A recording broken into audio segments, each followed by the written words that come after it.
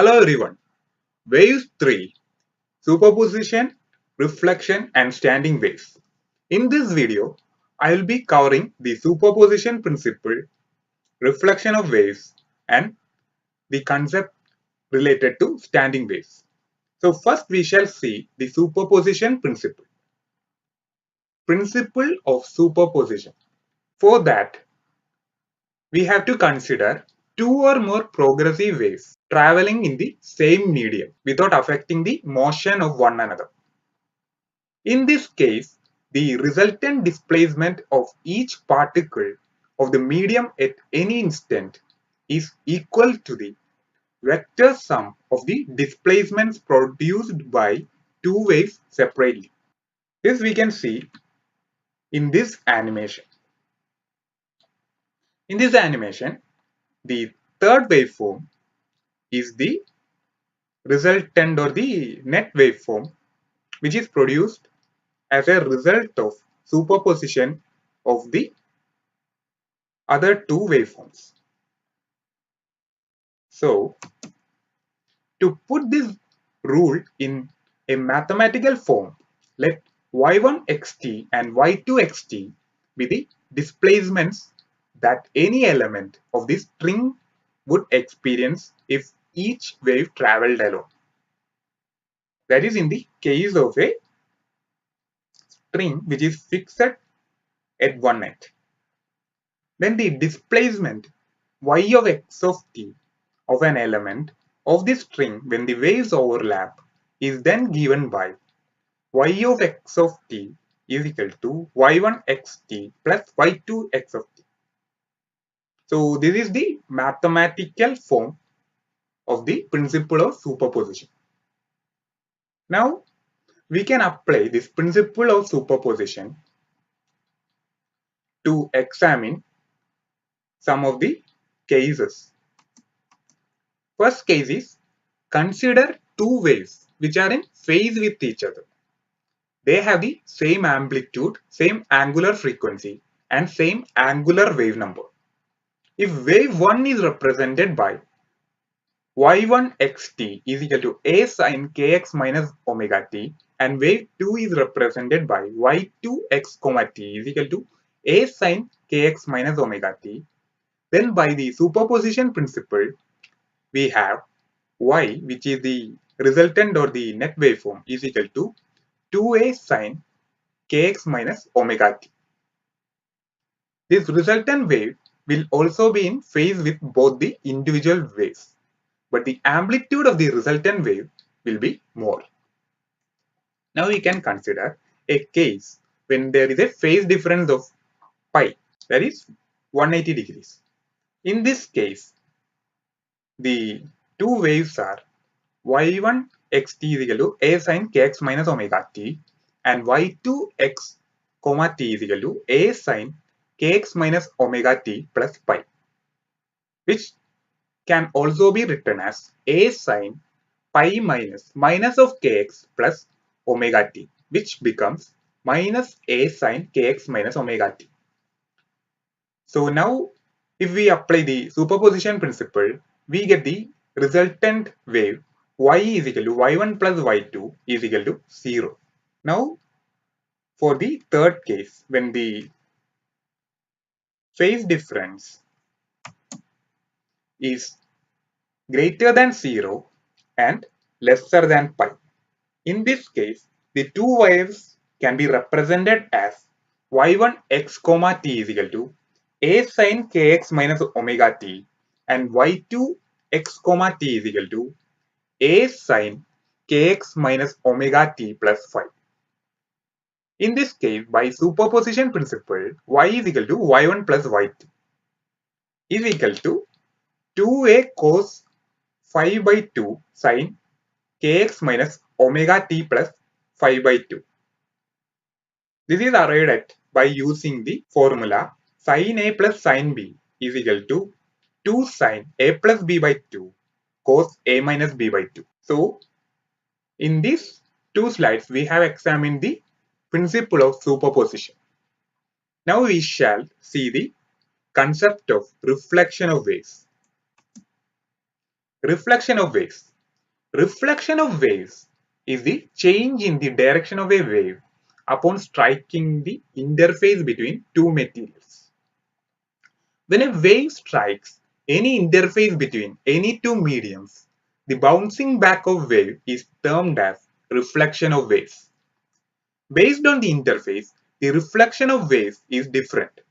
In case of an open boundary, there occurs reflection as well as refraction, while in the case of a closed boundary, there is only reflection. A traveling wave at a rigid boundary or a closed end is reflected with a phase reversal. But reflection at an open boundary takes place without any phase change. This can be seen by an animation in the next slide. In the first slide, we can see the case of a string in which one end is fixed to a wall. In this case, when the wave travels towards the wall, the wave pushes upwards while the wall pushes downwards by the Newton's third law of motion. Hence, we get a wave which is of the reverse polarity. But if the string is attached to a ring which is free to move, as shown in this second figure, then there is no phase difference occurring between the two waves. That is, there is no change in polarity. This is what is happening in the case of an open boundary. Now we shall see standing waves. Basically, standing waves are caused when two waves with the same frequency, wavelength and amplitude traveling in opposite directions interfere. The figure shows a standing wave. In this figure, the wave appears stationary. Consider a system which is bounded at both the ends, such as a stretched string fixed at the ends or an air column of finite length. For example, we can consider the case of a guitar string. In such a system, suppose that we send a continuous sinusoidal wave of a certain frequency towards the right. Then the wave reaches the right end. It gets reflected and begins to travel back. The left-going wave then overlaps the wave traveling to the right. When the left-going wave reaches the left end, it gets reflected again, and the newly reflected wave begins to travel to the right, overlapping the left-going wave. This process will continue, and therefore, very soon we have many overlapping waves, which will interfere to create standing waves. In such a system, at any point x and at any time t, there are always two waves, one moving to the left and another to the right. Now we shall see the equation for standing wave. Wave traveling towards left, y1 xt is equal to a sine kx minus omega t, and towards right, y2 x comma t is equal to a sine kx plus omega t. By using superposition principle, we will get y is equal to sine kx minus omega t plus a sine kx plus omega t. Now if we use the formula for sine a plus sine b, we get y of xt is equal to 2a sine kx cos omega t. So the amplitude is 0 when sine kx is equal to 0, as we can see in the equation of a standing wave. That is 2a sine kx will become 0 if sine kx is equal to 0. Those values are given by kx is equal to n pi for integer multiples of n. Substituting the value for wave number k is equal to 2 pi by lambda in this equation, we get x, which is the displacement, is equal to n lambda by 2 for n is equal to 0, 1, 2, 3, etc. The positions of zero amplitude are called nodes. A distance of lambda by 2 or half a wavelength separates two consecutive nodes. Now, next we shall see when the amplitude is maximum.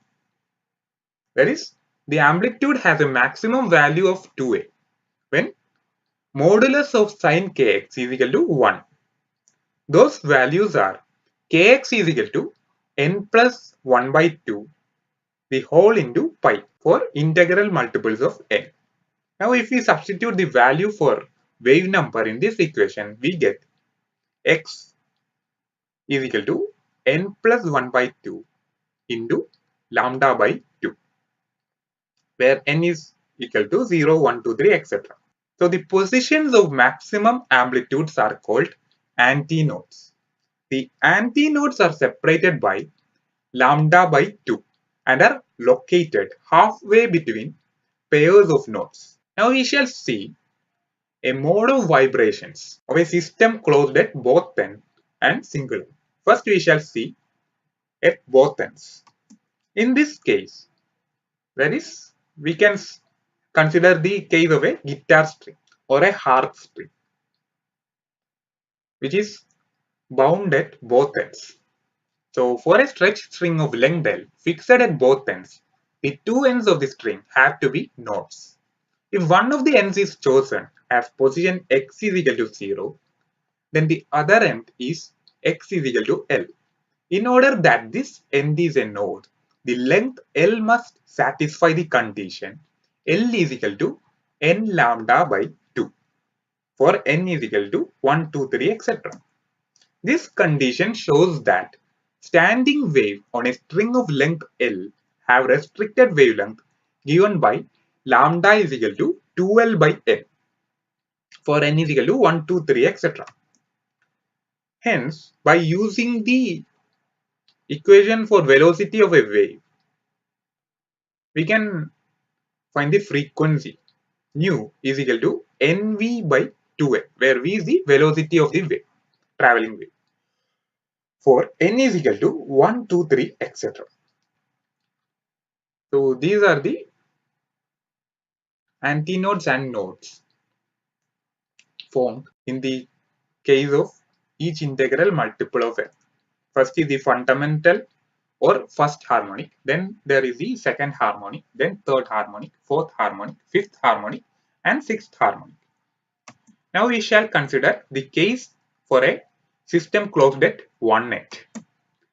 In this case, x is equal to L, antinodes will be formed. This means amplitude will be maximum at this end.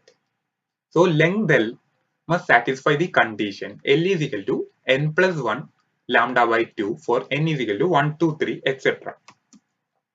This condition shows that standing waves on length L have restricted wavelength given by lambda is equal to 2L by n plus 1 by 2 for n is equal to 1, 2, 3, etc.